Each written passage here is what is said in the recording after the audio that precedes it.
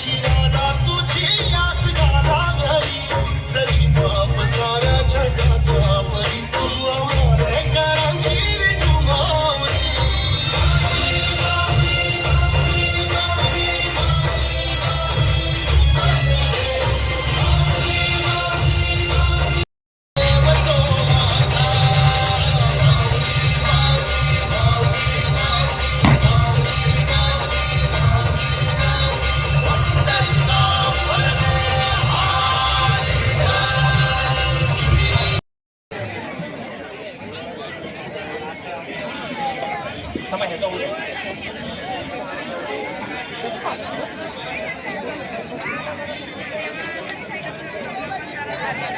अतिशय सुंदर परफॉर्मन्स ज्या ग्रुपने दिलेला होता ते आमचे जयदीप हनुमान भुईर यांना विनंती. आमचे संस्था आपल्या सर्वांचं सहर्ष स्वागत आहे. दिनांक 9 फेब्रुवारी 2025 आणि सांस्कृतिक कार्यक्रमांची मेजवानी इथे सुरू आहे. समूह नृत्य अतिशय छोट्या कलाकारापासून वयोवृद्ध आणि अतिशय ज्येष्ठ अशा नागरिकांपर्यंत विविध मान्यवर